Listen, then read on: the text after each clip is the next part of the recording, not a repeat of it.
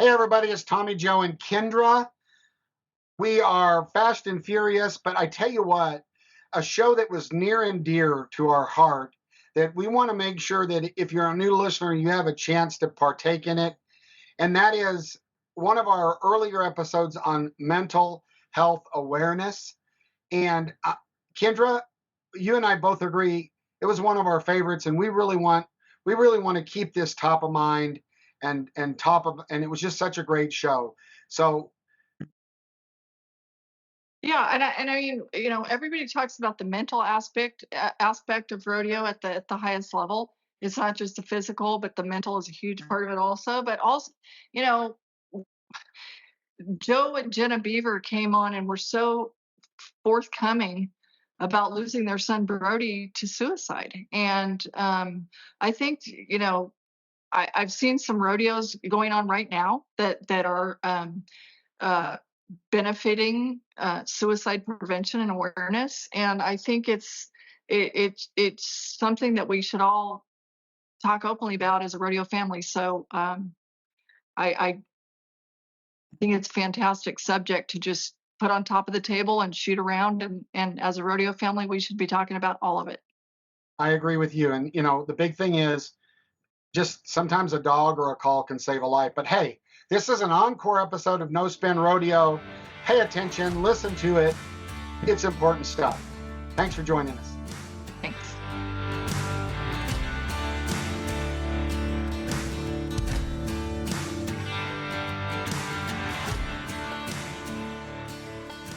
Howdy, everybody. Bob Tallman for No Spin Rodeo.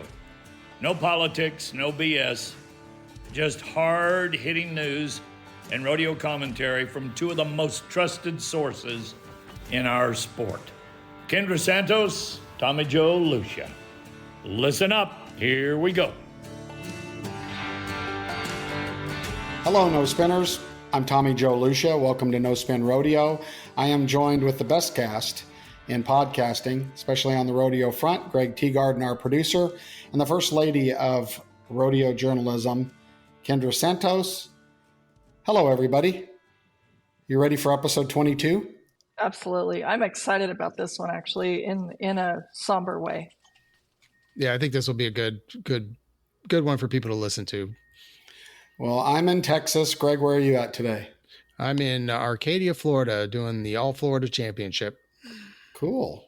Kendra, what location are you sitting at? I'm sitting in the cowboy capital in Stephenville, Texas, at my son Taylor's kitchen table. Then you got to be really happy because you're at home. I'm thrilled, and I only got here, about an hour ago, and they're out in the arena. He's helping other people. I'm sorry. So this is how important today's topic is to me. Well, and to follow that, we talk about a lot of stuff on No Spin Rodeo. And today, we want all of you people to listen. And we want you to share this podcast with others. It's been on Kendra and I's minds, hearts, and conversation to continue to bring topics out in the light that may not want to be discussed. And this topic today's tough, and this podcast may go longer than we need it to, but it doesn't really matter because it's important. The topic for today, and there'll be multiple different angles, but it's really about mental health in pro rodeo as it relates to athletes, and specifically rodeo athletes. And when we say mental health, we're talking about a lot of different facets of mental health. There's a lot of different facets of it, and it affects all of us in a lot of different ways. Because I think, and I'll say this at the end, I think we're all broken. Some of us are broken a little bigger than others, and we all need some help and someone to talk to. But we're not scared to talk about the hard things. And this isn't going to be fun, but we need to talk about it. And if we're willing to talk about it, we want you to talk about it. And we want you to think about how this might apply in your life, in somebody you know, because God willing, conversation can help and can help people and help all of us. So, very important topic: depression, mental health, suicidal thoughts, all of those things that, I also, and we'll talk about this later, and I'm going to hand it off to you. There's a stigma in rodeo that says you got to be cowboy tough. You've heard Kendra and I say, toughen up, pull your boots on, get over it. This is all true. But part of being tough is being able to love and listen and talk about tough things. Kendra? Well, I feel like our rodeo family, we're close, and we're all pretty good at looking after each other. But there are a few things that we really just don't talk about very much, nearly enough, that impact a big part of the population in America, in the world. And that includes cowboys and cowgirls. And one of those, very sensitive subjects is depression, and by extreme extension, suicide. And I personally, when we talked about, were we going to take this on, and which I'm proud of us for doing that,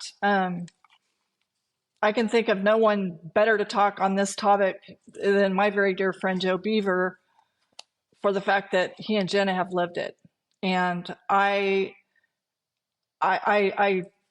don't think it's possible for any of us to truly understand. We when these sorts of things happen, I sometimes imagine, but to be clear, whether or not it was spoken of publicly, I have known young cowboys, old cowboys, a cousin of mine, Hall of Famers, NFR cowboys, who have taken their own lives.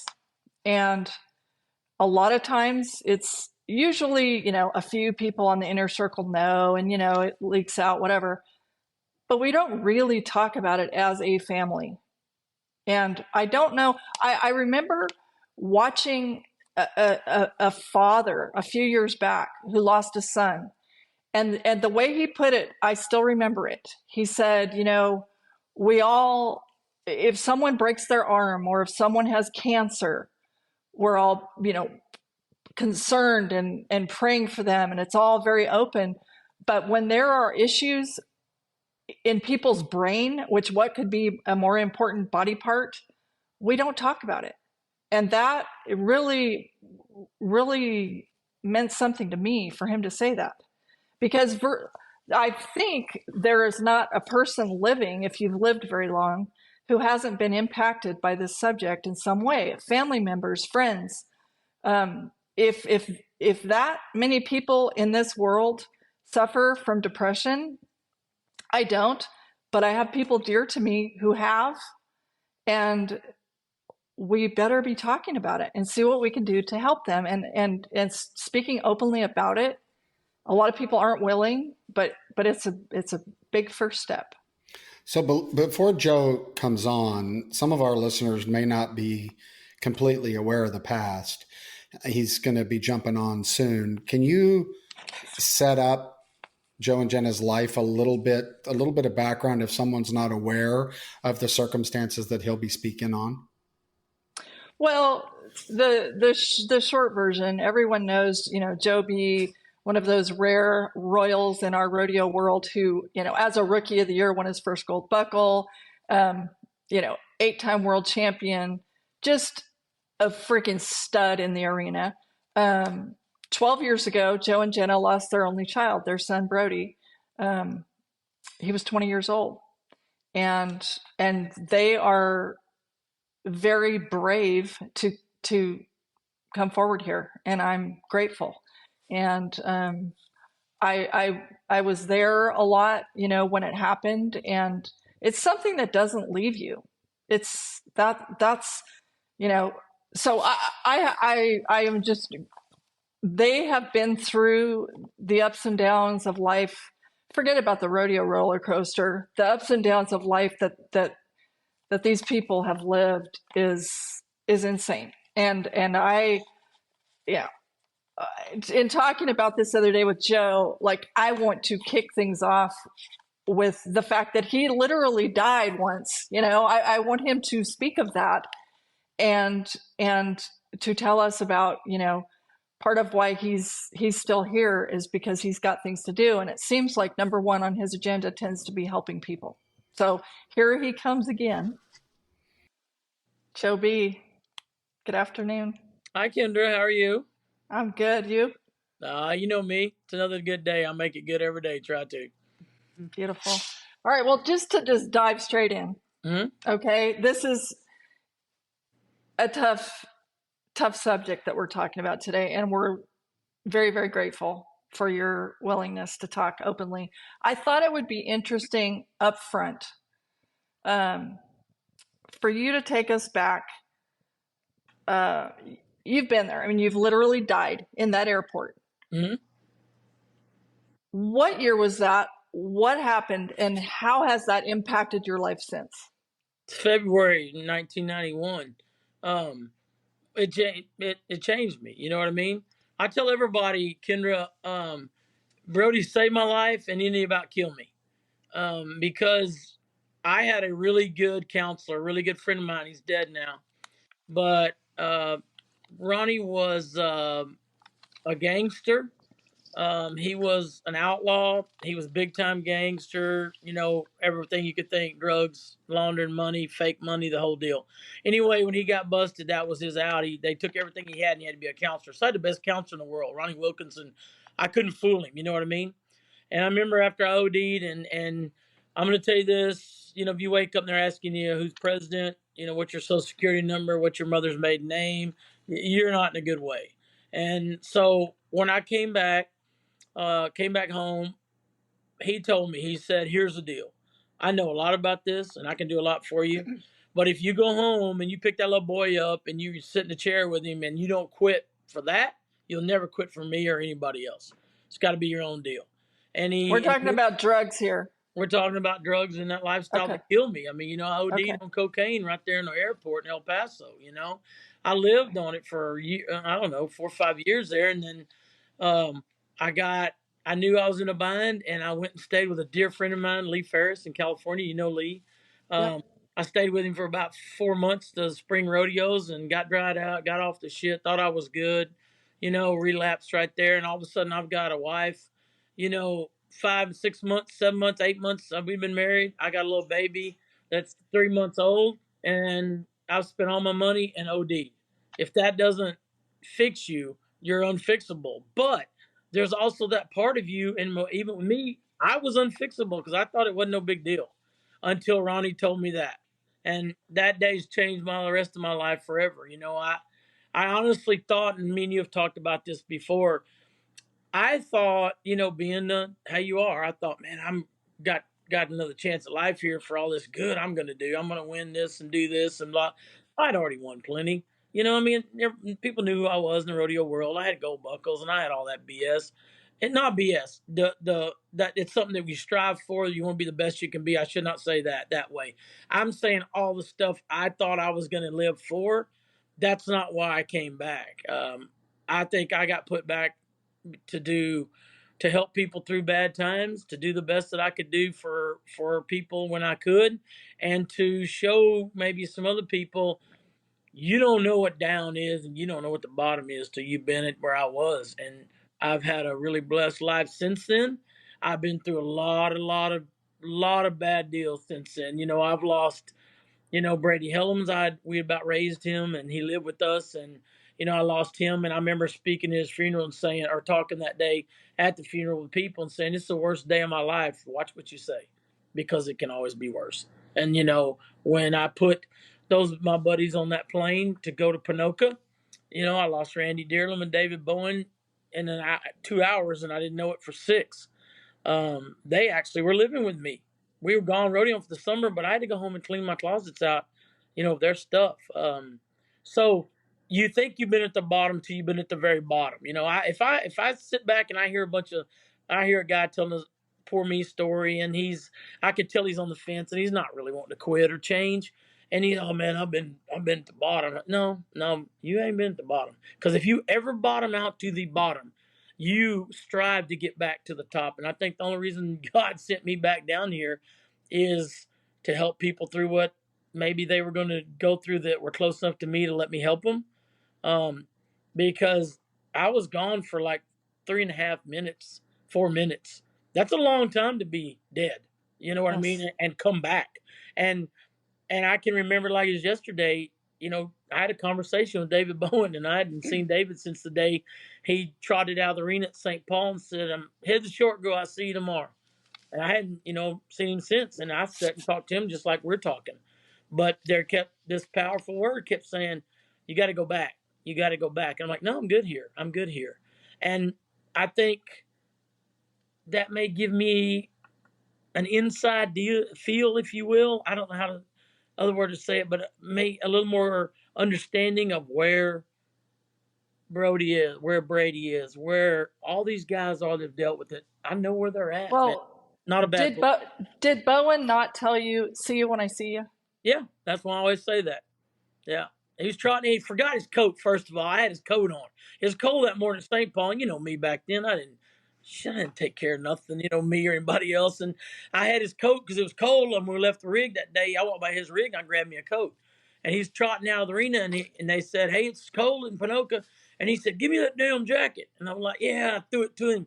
And he said, see you when I see you. And I said, yeah, bring my jacket back, laughing, and it's the last time I saw him. And I was at Dave P's house with Teresa right after that, and they had that brand new baby Jade. Yep. And yep. The times. I think when I'm listening to you, there's something that jumped out at me is that I've never really thought of before. But I remember when Lane Frost died, and I thought, if it could happen to Lane, it could literally happen to anyone. He's a world champion. As good as they got.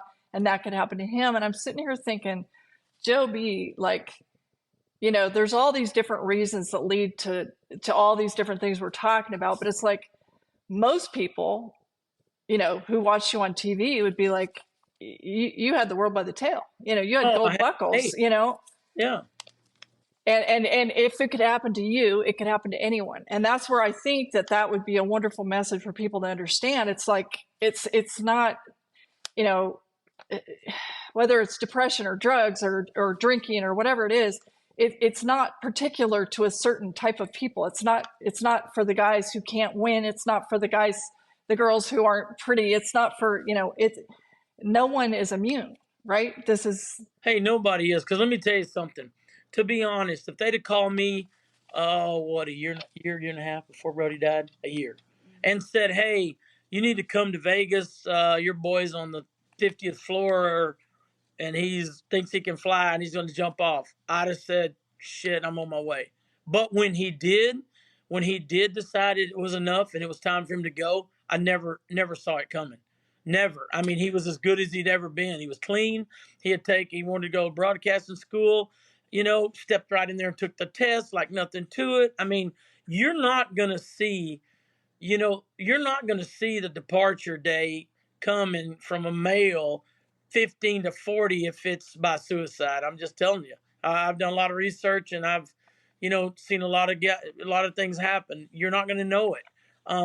I think that's where you're talking about.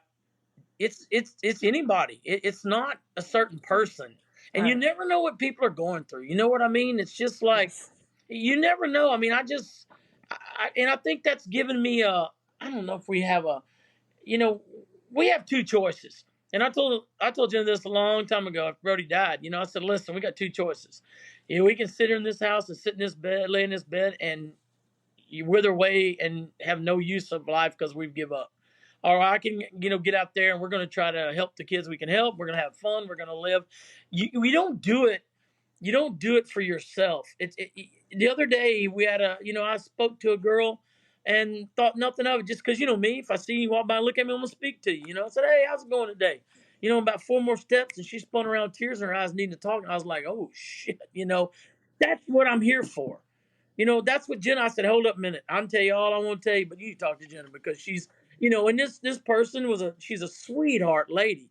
I mean, she really is, but she had gone through losing a son. And it doesn't matter how they go. When you lose one, you lose one. You know what I mean? It's hard. You're not supposed to outlive your children, bottom line. But I think that part of it is what makes us maybe, I'm always chasing the next deal. But I'm always chasing the next deal, looking for somewhere or somebody that we can make a difference on, and Right. and Well, I think I would for people who aren't close personal friends with you guys, I would I should say that we all lost Brody in 2011, the summer, August. He was 20. Yep. And was so accomplished, and national high school champ, and everybody loved Brody. And so I would love. I remember being there for a lot of that. I remember I was there with Donna McSpadden. I remember being at your house. I remember being at your house for Thanksgiving with all these happy memories. But even my memory now is not clear because everyone was so sad. And I would, for people, there are people in our rodeo family who are going through something similar right now. And I don't know if you can explain how it felt then and how it feels now, because we can't understand. We cannot say, oh, I know just how you feel, because we have no effing idea how you feel. No, and I'm going to tell you something else. And I think, I talked to, I got, a good friend of his is a good friend of mine. And I talked to him the other day and I said, hey, listen, you can't do the blame game. You can't do the I wonder why. You can't do any of that. You'll drive yourself nuts if you do. And same thing with the family. You know what I mean? You can't do that. I remember one time he hadn't been gone long, 6 months, a year, and the guy said, man, we just don't know why, but you'll be able to ask him someday when you see him. And I looked at the guy and I was like, do you think I'd give a shit why then? When I see him, I'd just be glad to see him and hug him and go on, And it's a lot for family. I'm going to tell you, it's kind of weird, but that song, If Heaven Wasn't So Far Away, I'd Go for the Day. That's all you would ask for. I don't want to keep him. God had plans another way. Was it a good way? Was it the perfect way? No, but who's gonna, how am I to know what was going on really? I thought I knew, but deep down you do not know. But it's not that I would try to fix it now. I just would go along with it and be glad to see him. So you have to think about, and you're right. And I told Jenna this one day too. She was having a hard time at the house, and you've been there. It's everybody's there. It's our place to hang. You've stayed. The boys have stayed. You've been with us. Your family. Y'all have been family for years. I told her one day. I said, "Listen, we can either live with all the good memories here, or if there's a bad memories that bother you too much, we can make a hay barn out of this place and go somewhere else." But I being me, I had to include her and see what she thought, because I wanted to hold on to all, like you said, all the good memories, and they're the ones that make me smile and laugh and get mad because he's not around where I can talk to him about it. But other than that feeling, you can never know why. I mean, you're not going to know why. I don't care what all kind of research, you're not going to know why, because I went to a Catholic school. And I wasn't a Catholic. And the nuns were big time on two things: Friday night football and God. And my rodeoing, as long as I paid all my tithes, made sure that I was winning and paying, they were good with it. And I was mad one day about losing this friend. And she told me, she said, hey, Beaver, let me tell you something. What's your birthday? And I told her my birthday. She said, what's your departure date? And I said, I don't know. And she said, exactly. But the man upstairs knows. You're born with the birth date. You're born with the departure date. She said, do you think that if a baby 7 days old didn't have that for departure date, that he would take a little baby away? And I kind of looked at it for a minute, and it made sense. And I've had to rely on that now a lot since I've lost David and Randy and Brady and Brody and, Sean McMullen and, Lane. And you can just go on and on. Brent Thurman. There's a lot of them. I think, Kendra, that to make it and to know that it's just what was going to happen. As a parent, you cannot blame yourself. You cannot figure out who to blame. You can't figure out how to fix it. It's just what it is. But as a mom, you think you can fix it. Oh, sure. I mean, because that's what you do, right? You always, whatever is wrong. And so that's I think, and I had a lady also tell me that the hardest part about losing a child is that was truly a seed, a true part of you. And so there is a part gone. When you feel like there's a hole, there is a hole gone. And it just takes you for life and friends and. Well, you got two of them. You got two of them, Kendra. Boys and moms. Really hard. Tom Joe, I don't know about you, but my dad, he wouldn't cook for me if I was hungry. He wouldn't wash my clothes. My mom would do both. He'd tell me go to the cafe, go to the laundromat or the cleaners, and it's a mom and a boy thing that makes it double hard, I think, on moms and boys. My favorite line that I think of out of the Bible is that it's not our place to judge. And I hear when these things happen, I hear so many people in our rodeo community saying, what a selfish thing to do. And, why didn't they see the warning signs, or how could he do that, or whatever. I would love for you to speak to that, because surely there are no warning signs, first of all, because on boys, men, psychologists, all kinds of them will tell you that guys do not ever give it away. The ones who talk about it aren't going to do it, right? That's right. That's right. As a rule, right? As a rule, yes. And I mean, look, and then there's the biblical part of it. The New Testament does not say what the Old Testament says, and I truly believe that suicide is a brief moment. And the psychologists that have interviewed the people that have survived, they tell them that it was such an instantaneous thing. It wasn't like this big plan. It's not thought and planned out. It was just all of a sudden they grabbed the gun and was done, and then they lived through it. And so for the warning signs, it's not like we can say, well, look out for this, no, right? Not with boys or men. Not from they'll tell you 15 to 40. You'll never know if it's for real. And Dee Pickett's wife, Brenda, is a psychologist, and they stood up for us at our wedding. So you can imagine how many conversations we have had, and everything she studied for a long time trying to help and figure it out with me. So it's found, but I've read it elsewhere as lots. Go ahead. I got a quick question for Joe and Jenna. Do you guys feel that our culture as men, but also maybe compounded a little bit in rodeo, is that we don't admit when we're broken, and we don't admit that we're not tough, and that might play to this a little bit? I mean, I think it goes to, but do you think that rodeo also, with kind of our mentality, Joe B, this, if you better not be the P word, right? Yep. Or get out. Do you think that plays into this any?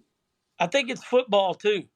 You know how football guys are? You know what I mean? We've been taught from a young age, or I say I'd say this. I'd say the top 20% of winners in any event in rodeo, football, baseball, whatever, you're taught all along to take whatever and keep going.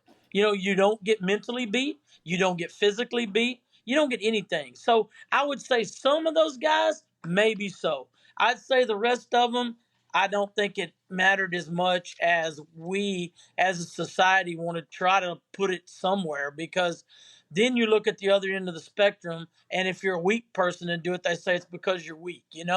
I think it's just it's a short wave, circuit out, instant, craziness, however you want to put it, loss of common sense, loss of thought, and then it's too late. Do you guys, since I don't ever know what to say, except I usually sit and cry with people. You guys do know. So if you're speaking to people who have been through the unthinkable, do you have particular words of advice or encouragement for them that you feel like have helped you the most?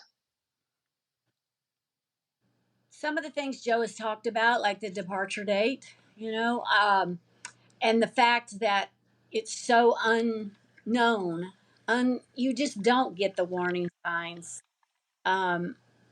Because Brody was as good mentally as I had seen him. I mean, he'd been in rehab, but it had been a while, and he seemed so good. So. Yep. You know what I try to tell them all? I try to tell them the story of me being there and talking to David, because I promise you that was the most peaceful spot and the most comfortable spot I have ever been in. And I've never been uncomfortable much at all. You know what I mean? But I try to tell them it doesn't help. But I used to tell Jen, I said, Jen, I know where he's at. It's okay. She didn't get it. I mean, she's never, thank goodness she's never OD'd or been dead for a while, You realize your child is in a better place, but you want to touch them one more time. And feel like you could stop it if you could touch them one more time. It takes forever for that feeling to go away. And I tell you what else, Kendra, we talked about this, you and I, a long time ago. And I would tell the parents, and I would tell the wives or the kids, people are going to say the dumbest shit ever to you. I don't know if they don't realize what they're saying. I don't know if they're being callous and don't care. I don't know if they're just at a loss for words and don't know what to say or do. But you have to know that they're going to say some stuff that you just want to look at them or just punch them in the nose, and you got to just take it, because once again, like you said a while ago, unless it's just a chosen few that you don't want to be a part of that, you don't know what they're going through. So I don't think they mean it, and I don't think it's intentional, but man, you're going to hear some stuff that makes you just want to scream. We talked a little bit about how these sorts of subjects, and there are others, that I feel like rodeo people don't tend to talk openly about, only with our very innermost circle. But, as a group, rodeo people tend to be, there's kind of a demographic that is pretty prevalent, and including, a lot of patriotic, God-fearing people generally, that sort of thing. And we also talked about the, you got to cowboy up and, suck it up and tough it out and all that sort of thing. But you told me the other day about how, like, when you feel you have a sense and you tell people all the time, and I know you do because you've said it to me and you've said it to my boys, like, call me. Yep.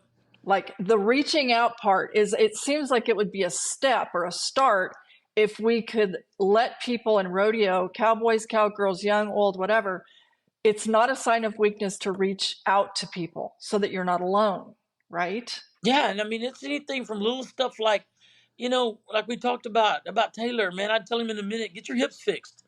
Don't get to the point, Weston, get your back fixed, you have to. I wish I could have got Houston Hutto, by the ears and said, don't eat them pain pills to keep going with your back hurt. Go get fixed. Right. I mean, drugs are at the center of almost all of the downfall. And listen, I can say it because when I fell in here, it was drugs, rock and roll, sex, fast cars, planes. I came in the mid 80s, and I'm telling you, they were, I can name you 20 out of the top 15 in every event, 20 guys that were wide open all the time. Working there everywhere. Yeah, I mean, so I think I see it starting. You know what I mean? I'm like, oh shit, don't do that. And when I tell somebody, I say, man, call me. I mean it. I don't care if it's 3:00 in the morning.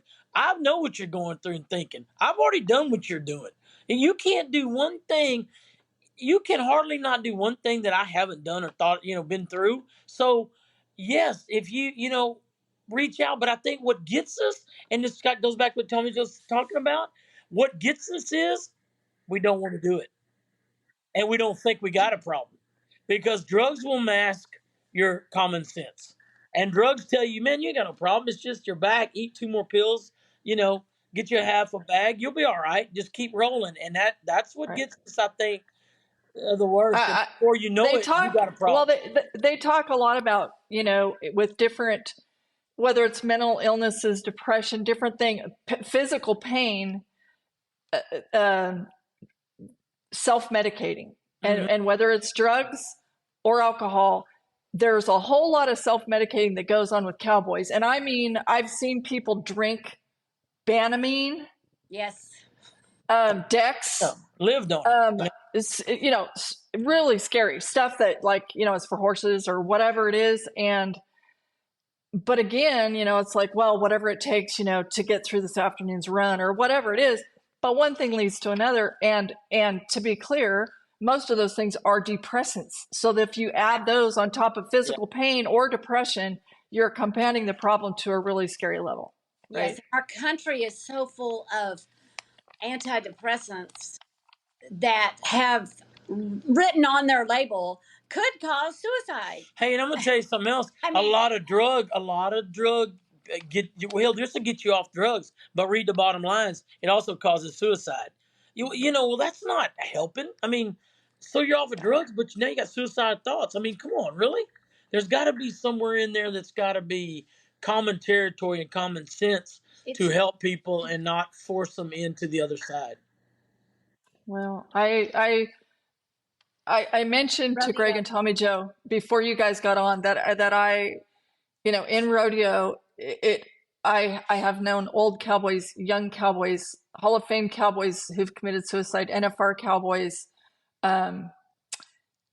cowgirls, also people who roped very well, and so it is not particular to you whether you're talented, pretty, popular, rich, or anything else. This has nothing to do with anything, which you are living proof. And because all the people who were idolizing you while you were laying dead in an airport, this I don't know what the percentage is of these kinds of issues in our world, but it's huge and obviously applies to cowboys, cowgirls, and the rodeo family. So I can't even tell you how grateful I am to the two of you. I mean, not only do you open your home and your hearts to all sorts of young people, including my own, but your willingness to speak about this when most people won't is a priceless gift to our rodeo family. And so I'm grateful for that. And I'll probably stop talking before I start crying, but I'm so thankful. The last thing I'd want to tell people is if you've been in this situation and you've lost a kid and, suicide's one way to lose them, car wreck's another, cancer's another, however you lose one, it's, if you don't have two things, if you don't have faith and you don't have somebody that can stick with you through the bad times, and you got to have a friend that you could call in the middle of the night and scream and cuss and cry or whatever you got to do to get by. If you don't have those, it's going to be an awfully hard road to get down. It's a curvy road, and you got to watch it because it'll sure make you lay blame back where it doesn't belong. So,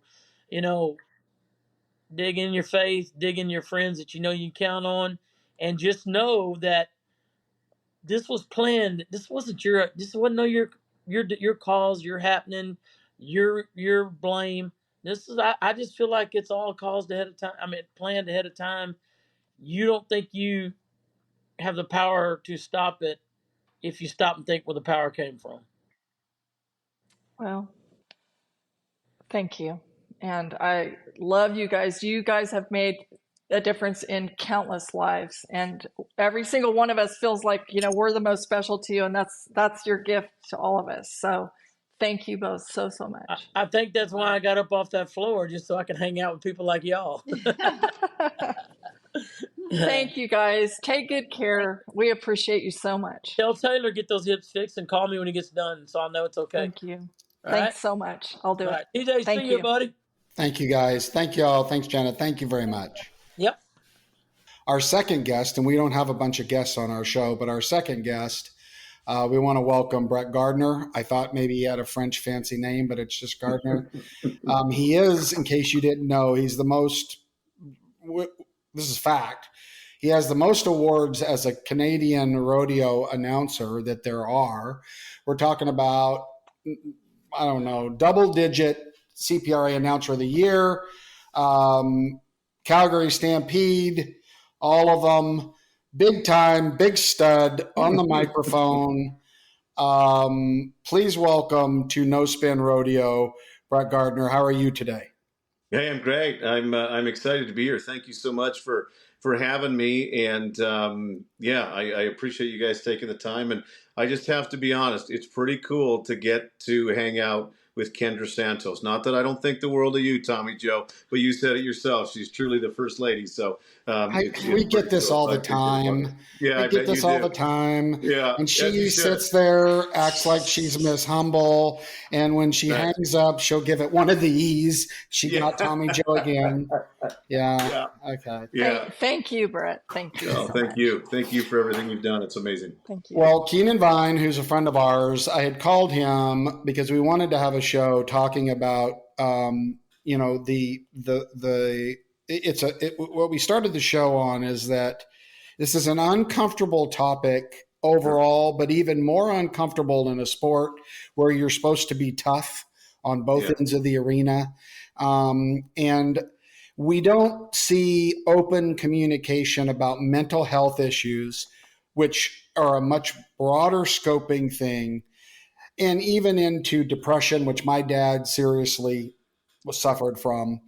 And one of the things that Kendra and Greg and I talked about at the top before we even went on air is this stuff really touches everybody. We're all broken in one way or another. And you have the creds to address this, and we love having experts on. So, we talked to Joe B. He talked about suicide and their approach, him and his wife Jenna, on, getting past losing a kid, which we talked, I can't even imagine this. And so it says on your website that you're an announcer, a speaker, and I thought this was a good lead in. I'm not the journalist here, Kendra is, but it also says you're an advocate. Do me a favor, define advocate, and what are you an advocate for? Great question. I can't say in all the years that I've talked and had people ask questions to me if they've ever actually asked that one. So much appreciated.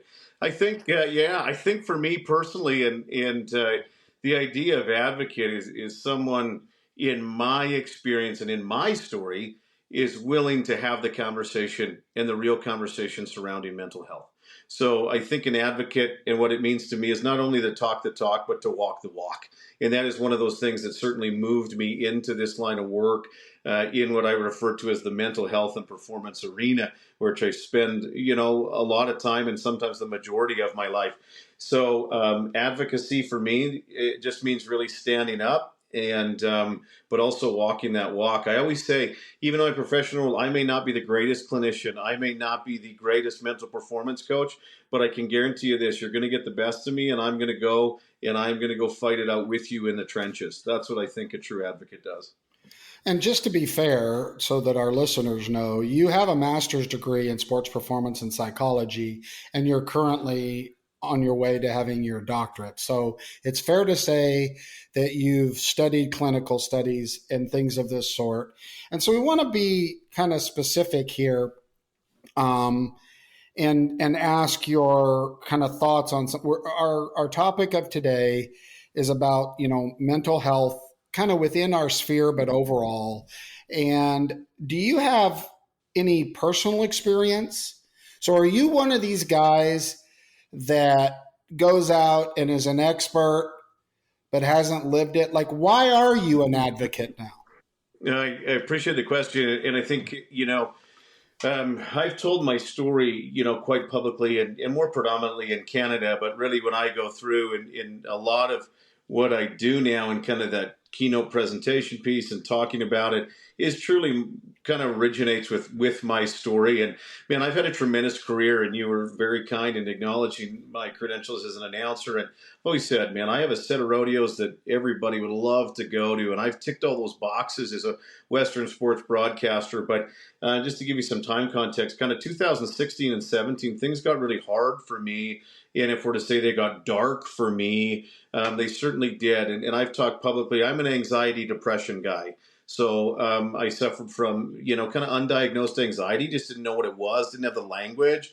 When it got hard, there was a time in my story that I needed to reach out and get some help. And it was kind of 2018 when I started to reach out and get some help, because I just learned that I couldn't do it alone. I thought I had to be the guy. I always said, when you step on the stage at the Calgary Stampede in front of 25,000 people, they better think you're ready to go. And it doesn't matter. I mean, you as a producer, Kendra, somebody who's been a part of every big rodeo in this industry for years, it's like the show must go on. And within the culture in which we live, it's like, I don't care if you're not feeling good. I'm going to count you in 10 seconds because the Calgary Stampede's about to start, big guy. You better bring it. So we just had to go. It didn't matter how we felt. It didn't matter what we were bringing in. It didn't matter if I was struggling at home with my wife or kids. We have to deliver because that's the culture. And I get it. That's the job. But I just got lost in that, right? And there's a lot in that story. We live in a world where it's often ego-driven. And pardon me, Kendra, it's a male-driven kind of oftentimes kind of that big masculine feel, or at least that's what we comprehend it to be. And it's hard to work around some of those egos. It's hard to say, hey, I'm not okay. I don't know what's wrong with me. Maybe something is wrong with me, but it just ain't right. So what am I going to do with that? Well, in my story, it was very much I'm going to shove it down and not acknowledge it, right? And it was okay until it wasn't okay. And when I talk about anxiety, depression, we may get there today. What sometimes we don't know is that anxiety and depression are like first cousins. I often say they're the opposite side of the same coin. And in our industry, we see a lot of people that really run with a bit of anxiety, right? It's a sport that's just completely full of unpredictable situations, money, finances.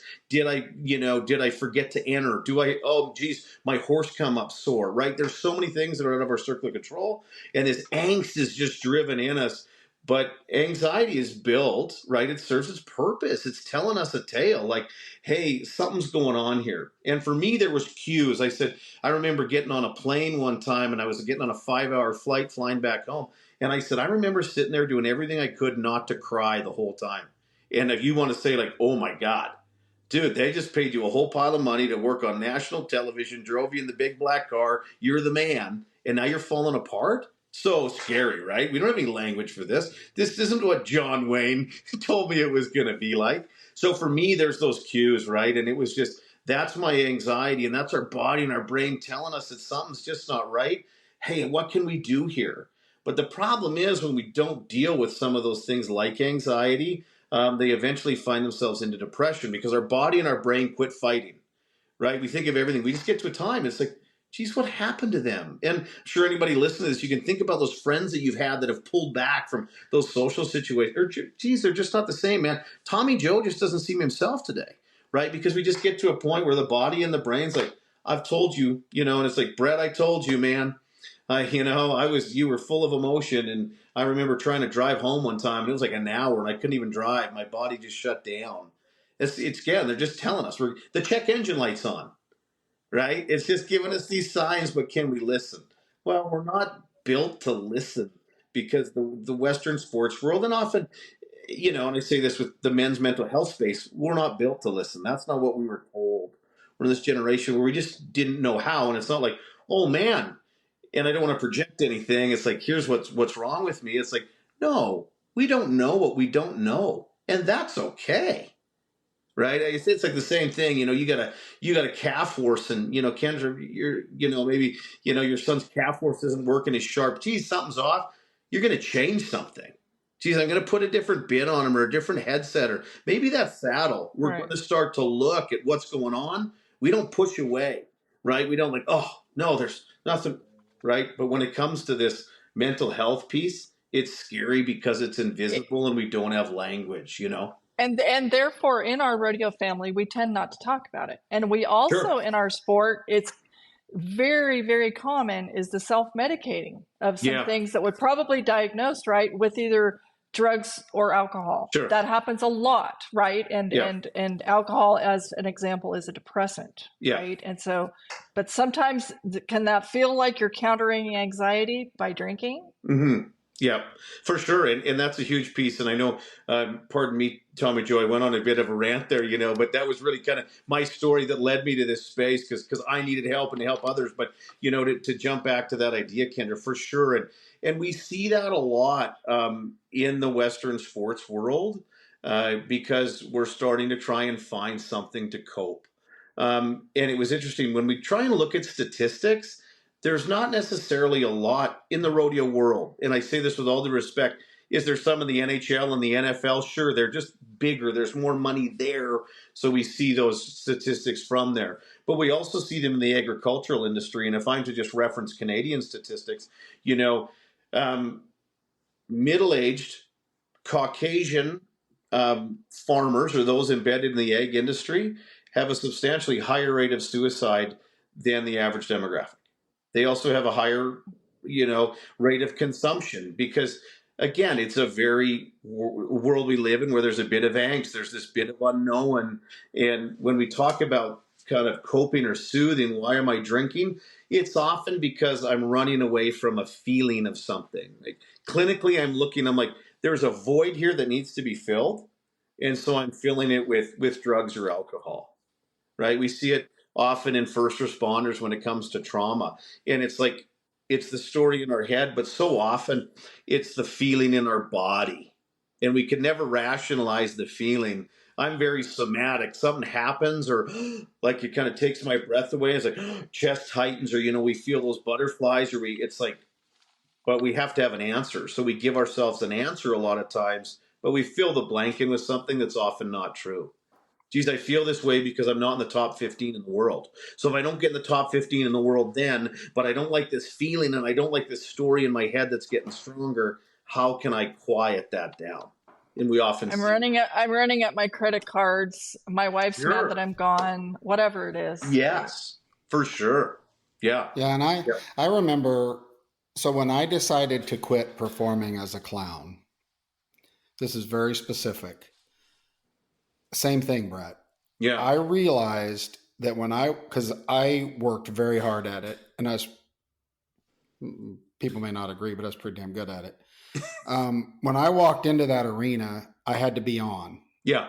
And I immediately realized in my trailer one night that I see now why actors and other clowns and other performers in general turn to something else to get them in that place. It was very obvious to me that had I, and never done it, but I figured that had I snorted a line of whatever, I'd probably go out there and be great, which would compound the problem. Sure. Because then I would have given recognition to that. And that's why I quit clowning, by the way, because I realized when I went out there, I wasn't happy. Sure. I wasn't enjoying it anymore. And so I stopped performing. Right? Yeah. I stopped performing and I went into a different field because of this fear of I will be an addict. I will start drinking. And my dad drank when he walked in the ring. And there's been millions of clowns that drank. And there are performers out there today in our industry that have had to fight that battle. Yeah. So it's not just cowboys. Yeah. As you said, it's announcers, it's performers. Yeah. It's all of us, because the truth is you'll hear me say this a lot. We're all broken. Sure. It's how big is the crack, right? And are we aware? And so it's interesting to me, and I'm going to ask you some more specific questions, but when we listen to Joe and Jenna Beaver, they said there's no signs, but that's looking at it from the outside.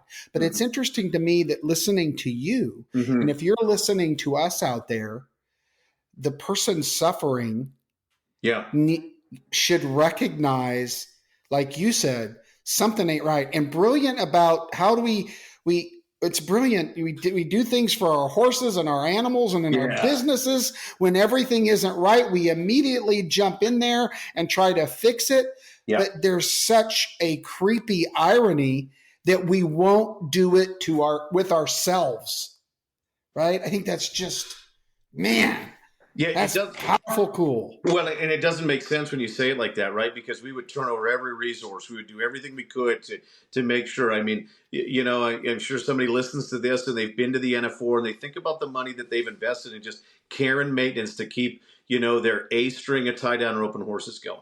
And they wouldn't think twice about it. But it's like, geez, if I go see a psychologist for $200 an hour, there's no way I'm going to do that. And I get it. But on that, sorry to interrupt you, but on that, I think in our Western culture, they might, if Weston Hughes' back is killing him, you can see that from Houston. that is a whole different ballgame. He will go be seen for his back, but if something was going on in his head, he'd be much likely to be seen in our sport, it feels like. Right? Right. Yeah. And I think that stigma's still there. If I can understand the comment correctly, but it's, I think it is very, and I guess I should, there are people that certainly do that go out and get that help. And so I don't want to, I guess, undermine that. And I think back to the idea, Tommy Joe too, the idea of being broken. I think everybody needs to know that that's okay. Like we're broken. That's okay. That's what makes us so special, and that's what makes us so unique. I used to say that I lost my identity. I didn't know who I was as an announcer. As long as the committee was happy and everybody else was happy, then that's okay. That's what mattered. But I had no identity in that for the first 15 years of my career. So when anything got hard, I had nothing to fact check it against. I didn't know who I was or what I stood for. Right. I'm like, I don't know. I'll just keep going because if this guy's happy, I'll get hired and I can go and support my family. So that was kind of a lot of the troublesomes for me. But again, sorry. And I know that I'm all over the place, Ken. I'm just excited to talk about this stuff. But yeah, your Western Hughes example, we often go and get those things. I also think because it's not invisible, right? Especially as a man, if we can fix it with money or our hands, it's like, hey, I can go to sports med and they can do this and do that. But then there's that uncertainty when it comes to that mental capacity because, like, is there something wrong with me? Right? What's the story in my head? And how loud is it getting? Right? And then it often gets louder when we do see those injuries or, it gets louder when I'm tired. Exhaustion makes cowards of us all. Well, how about that 24 hours you drove and then you missed one and then you're in a bad headspace? I think so. For sure you would be. So now I'm tired. I'm broke. It's the middle of July. Everybody's saying I should go home, but I think if I can just make it work. And I mean, I love this sport. This has given me everything, but it's like, it makes sense why sometimes the mental health is at stake for some of these people. And Tommy Joe, and you mentioned the Beavers family experience. There's a lot of times we don't see it. And a lot of times when we jump to that idea of losing people, it does come as a shock and as a surprise, right? Because we learn to do such a good job of hiding it. So I always think too, like even publicly, it's like, which role do we play? So do I play the role where I need to be that self-advocate? And am I able to just be courageous enough, or maybe it's vulnerable enough, or whatever it may be, to ask for help? Or what am I seeing collectively kind of in a system and as a family or as a friend? Because one of the things we'll often ask clinically is how far are they from their baseline? Because we have people that we know that they always look like they're mad and they say 5 words, but they're just happy as all heck, right? Or we see somebody that's just always, in our face and awesome and great. It's those moments when we start to see the changes. And then so we'll look for those changes, but then we'll also look for length of time. When mental health turns into mental illness, right? We haven't taken care of our mental health, so it switches into mental illness. It's often for a prolonged amount of time. We can have a bad day. We all have them, right? And I mean, that's okay. We bounce back the next day or after that weekend. I have a bad weekend and my series doesn't work at Houston. By Tuesday, I'm okay again, and on we go. But I want to stop you because I want to ask you something. So you said baseline. Yeah. Okay. But you said it can often be how far you are off the baseline, but that's not always down. No. Right? It's not always down. It could be euphoric. You bet. It could be, the other direction. And the second thing that I'm hearing, correct me if I'm wrong, all of you on the call, is that if we're aware of people we love, if we're just aware, and maybe if we listen, because I say this to my wife all the time, do I look like a guy? Like anybody that knows me, do I look like a guy that says, talk to me? Like I don't, right. I don't really want to know your problems. And I can't tell you how many people tell me their problems. Mm-hmm. And what I'm learning for the first part of my thought, the whole time I'm thinking and trying to figure out the solution and tell them the right thing, when all maybe God wants me to do is listen. He gave me two ears and one mouth. Does that have any clinical validity that maybe we should just listen? It has way more than we give it credit for, right? We often talk about so much of the time, it's just the powers in holding space, and it is just listening. But so I don't think we ever need to undervalue that, because I'm like you, and even as a clinician, Tommy Joe, and I think why I spend a lot of time in the mental performance and kind of coaching space is because often with a male built brain, we think often first and foremost of solution. We're solution focused thinkers. How do I fix this? I've got to fix this. Where, and pardon me, I don't mean to start any conversation. It's like, I identify as a male. That's how I was born. And then if we look biologically, at a born female in their brain, they're able to kind of, built a little different in their brain structure, where it's like we can just kind of hold space and be there and support, and they feel more connection through that. So there truly is that idea that holding space and just hearing somebody and knowing that I'm walking. What does holding space mean? Well, you're saying holding space? Sure. Kind of define that for those of us that are dumb like me. No, gosh. Well, hey, man, I didn't know what it meant 6 months ago either. So, it's kind of a clinical term we'd use, and it's just like, so holding space is like, I'm holding this space and trying to make it as safe for you as I can, or as safe as you can feel, so that you can just kind of, like you said, somebody's telling me their problems. Just know that I'm here to hold space for you, and I can listen. I probably don't have any answers for you, Tommy, but I need you to know that, hey, I got you, and if there's anything I can do, please let me know. Man, I'm really just like Joe B said. Pick up the phone and call me. Yeah. Right? Yeah. And, right? And we don't have to have answers, right? We get so worried. It's like, they called them and they're not doing good, and they have to have an answer for them. And hey, make sure you get up in the morning and go for a walk and eat healthy and get to the gym. Yeah, all great things. But a lot of times in those first few moments, I just need somebody to listen to me that I know that I can trust and I can feel that connection with, is really what that first step is a lot of times. That's very cool. Greg, anything come to mind as you listen to Brett?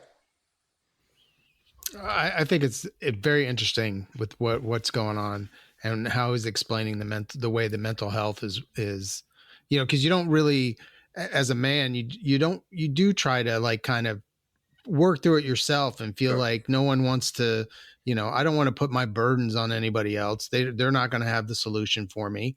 And, there are people out there that do have solutions that can, hold your space for you. Yeah. So it's very interesting. Yeah. Well, I don't think it's fair to say, I can say my wife and most women, they're fixers too. Sure. And they internalize it. I know in my situation, I'm usually the one saying, let go, let God, it'll work itself out. And my significant other is the one saying, no, we're going to work on this. So I think that, the woman, they're also fixers, I think, but I think they're more compassionate. They definitely are tougher. And I mean that. Mm-hmm. God built them tougher. Mm-hmm. They can go through a lot more as a whole than a man. This isn't placating any X, Y, or XX. It's just the truth. Yeah. So Kendra, what's rattling around in your head on this with Brett? Anything come to mind? I guess, well, there's a couple things for me that like I would love to leave people with, for one thing, that if you're feeling, something that doesn't feel good, it is that it's a strength to actually, be open about it, seek, talk to people. Yeah.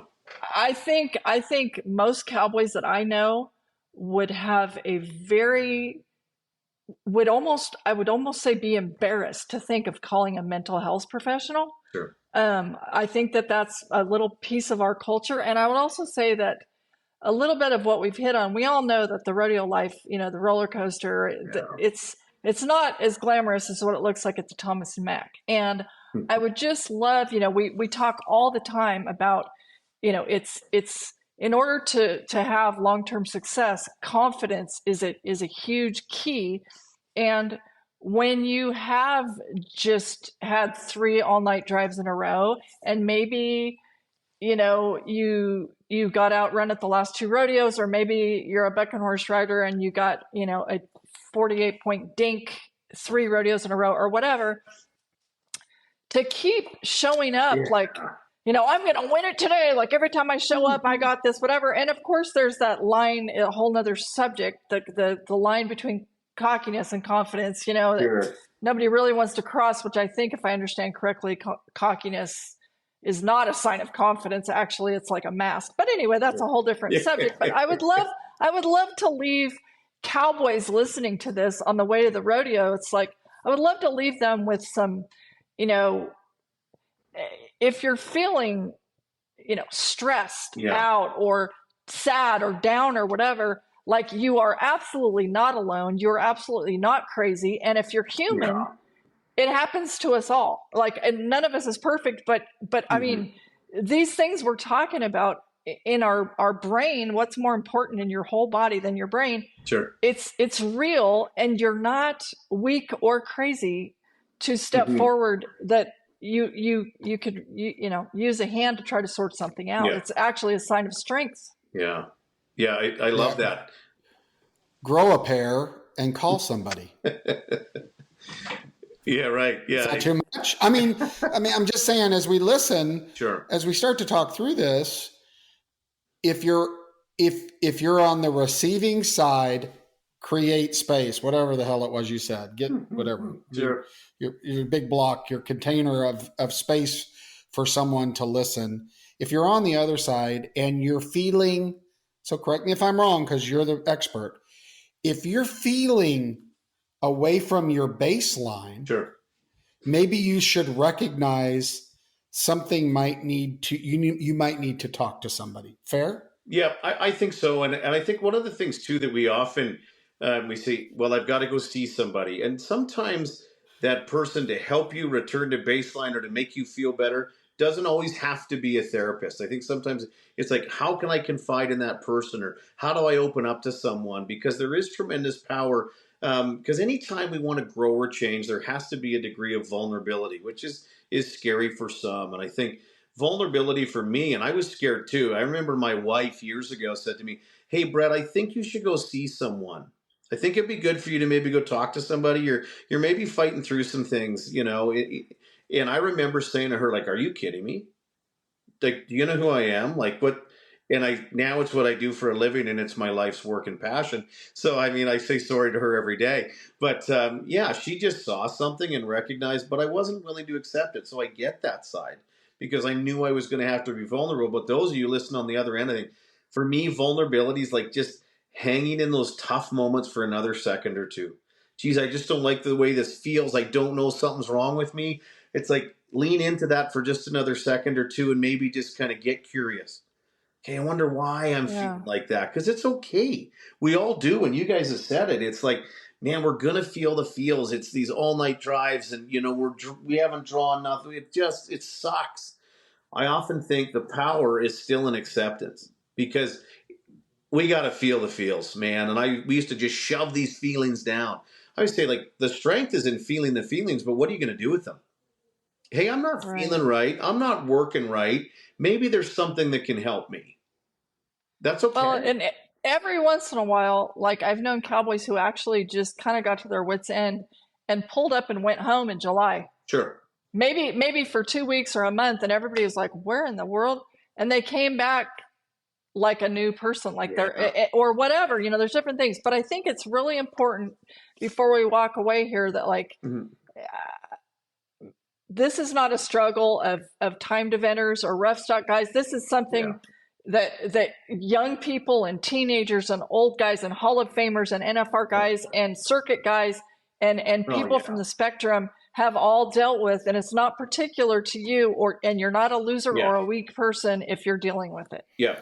Well, and I would say, because we're kind of talking about driving overnight, missing your calf. You said this earlier, Kendra, and I think this is important to bring up, that you don't have to just be losing to not be full, to not feel good, because it's often the people that are the most successful, that are on top, that are saying, that sit there and go, I've got everything. This is success. It's not enough. What's next? And so you don't just have to have drove overnight or missed your cast. You could be on the top of the mountain. And you said this, Kendra, this affects everybody. Joe You could be Beaver. on top. Yeah. You could be on top of the mountain and broken. Yeah. And you need to lean in again, like Brett said, lean in, take a breath, breathe in reality, and call somebody. Fair? Yeah. And there's just sometimes we just can't do it alone. You know, we got a farrier for a reason. We got a horse chiropractor for a reason. And it's okay. And even that idea of strength that we talk so much about. I always said, 10 years ago, I thought I was strong. And I say this, it's just my story. I was kind of a weak, scared little boy. And that's what I felt like when I turned the microphone off and sitting in the hotel by myself and lonely and sad. And I say, I went and I did a little work. And I'd love to say, hey, I took the last 10 years, you guys, and now I don't want to ever undervalue, but I wish I knew how good I would feel with the amount of work I did. I did not completely change everything about my life. I did not. But I do know now, as I sit here after doing some work and investing in myself and my mental health, I'm the best version of the dad I've ever been. I'm the best husband I've ever been. I have huge clarity on who I am as a person and what I stand up for and what I believe in. And I always say, like, just because it's the male side, it's like, I'm more willing to throw down with anybody, for me to stand up because I have clarity. I didn't 10 years ago. I was, the pure country, the George Strait, I was the dancing chicken. I just had to jump off the stage.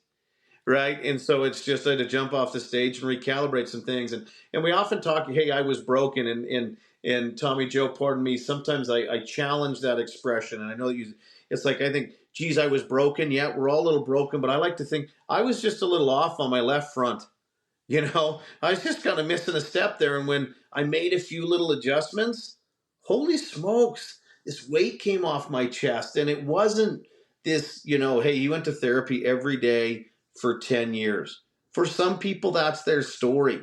And I'm going to walk alongside him if I have to. For me, it wasn't necessarily my story. But when I started to kind of be open to some things, be a touch vulnerable, man, I got to show up for the people that matter in my life. And that's where I went, my career changed. Because I'm like, geez, I needed somebody for me. I want to go be that person for other people. Because there's so many beautiful people out there that could just use a nudge, use an ear, So that's what we're trying to do. There's more to fitness than what you find at the gym. That's right. Okay, well, long show, lots to talk about. Let's just do a quick roundtable. We didn't talk about Ty. We didn't talk about Ty. Yeah. Oh, well, I tell you what, the short answer of what Kendra's putting is what kind of pushed Brett. Yeah. Correct me if I'm wrong. You can speak to this to really go. We always have this gut feeling of what we want to do, and sometimes it's things in our life that tip us over the edge and make us go that way. And that was the case with you and Ty Posabon. Is that correct? Before I bail out? Yeah. Ty was someone that I considered a dear friend, and was just it was funny. I was thinking about. I knew we were going to talk today. And there's the Billy Dean song in the 8 Seconds movie about Lane Frost every once in a while, and every once in a while someone comes along, that 1 in a million heart. And it's funny, when I think about that song, I think so much about Ty from a Canadian perspective in my generation, because he was truly that. He was just this magical human. And he was one guy that when I think back, he just made everybody around him better and happier. And it was just, the guy was magic, but just worked through some stuff, and regrettably had suffered some concussions. And he would go and win the Canadian finals in Saskatoon, and a few weeks later went to the World Finals and won nearly $100,000 at the PBR World Finals, and a few weeks later took his own life. So, he was 25 years old in the midst of January with such a beautiful family. But Ty also post-mortem was diagnosed with CTE. And there's tremendous complications when it comes to CTE, and he suffered them because of the concussions that were a result of him riding bulls for a living. So ultimately CTE, and I'm not an expert in that area, but we do know that, brain injuries like that change the shape and change how our brain works. Of course, CTE has been kind of more widely popularized in football, but Ty was one of those first cases where CTE was diagnosed in a bull rider. So, and when we lost Ty and when he died by suicide, it sent shockwaves through the world. But of course, as a Canadian, everybody knew him. And everybody wanted to be his best friend. I said, that was always if you got to be Ty Pozzebon's best friend, that was the cool thing, and that was the place to be. So he was really magnetic that way. So when we lost him, it sent shockwaves through our world. But as a result of that, the Ty Pozzebon Foundation has done incredible things. I wish everybody could see the impact it's had, because I say Canadian soil. I mean, they've raised funds to have the Canadian Pro Rodeo Sports Medicine team at every PBR event in the country. The education that they offered and the support that they continue to try and offer Western sports athletes in and out of the arena, they're just continuing to evolve all the time. There's nothing that I've been a part of or anyone that has left the legacy like Ty has.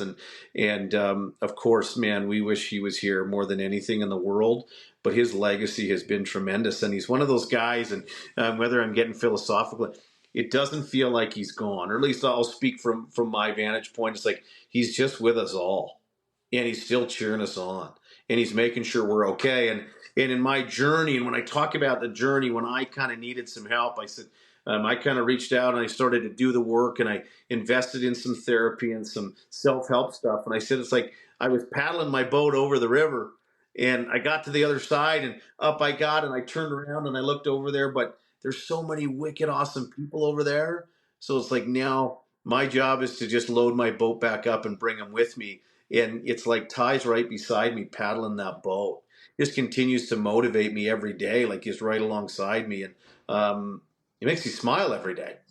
It's sad. It's sometimes I can't comprehend it.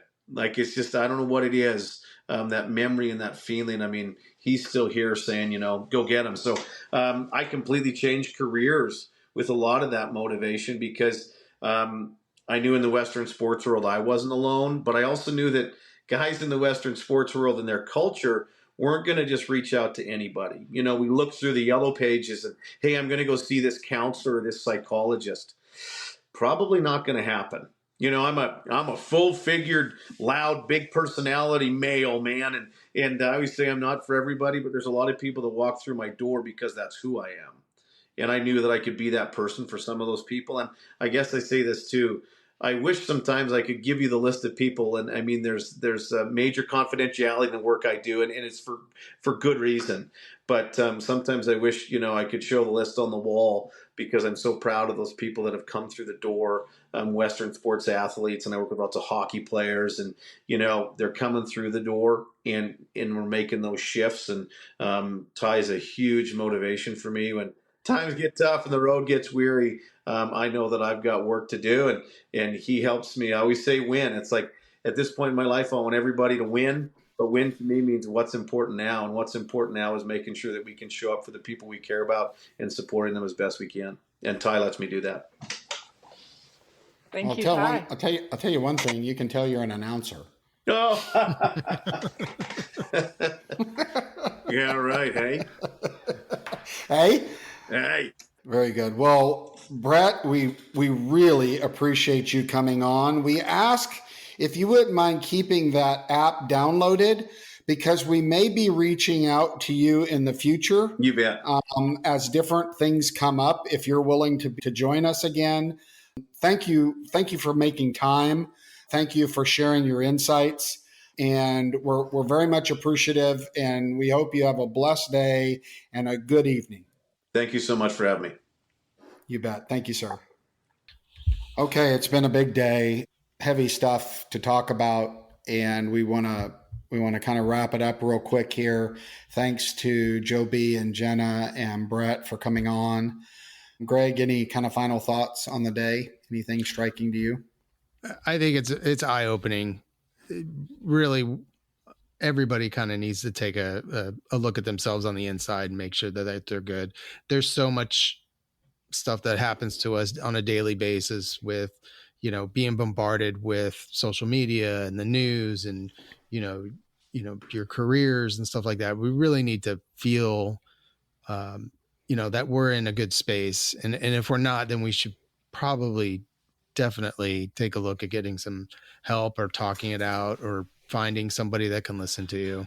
I saw this commercial recently for Mental Health Day, which I thought was very, very striking. They had two guys sitting at a football stadium, and one guy is, kind of just sitting there, looks like he's depressed. The guy next to him is cheering every time the team scores a goal or, does something great. And it goes through a little process of that. And the one guy's looking worse and worse, and the other guy just normal, having a good time. And then at the end, it finishes with the depressed guy sitting there, and there's an empty seat where the guy was that was all, cheering and just being, like you couldn't tell that guy was having a problem. So one of the things we need to look at, and the other thing I wanted to mention is if you need help or if you are feeling suicidal, the number to call is 988. It's the national hotline for suicide prevention.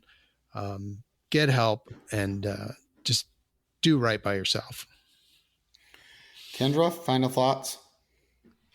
I guess the final thought I will say as a journalist is I have spoken to every, champion for generations and decades. And we talk all the time about, the mental aspect to winning, but we really don't, as a rodeo family, address other elements of mental health. And it's long overdue. It's time. It is not a sign of weakness.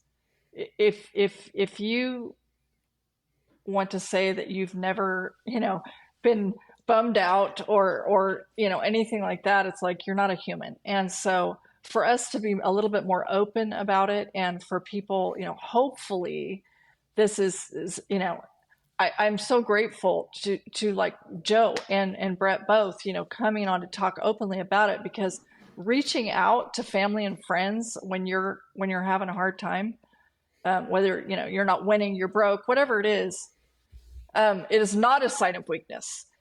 We all need help, and we all need other people. And we should all strive to be better friends, better family members, and to be there for people, because, even just a sympathetic ear, or like Joe B said, be that person people can call at 3:00 in the morning. No questions asked. Call me anytime.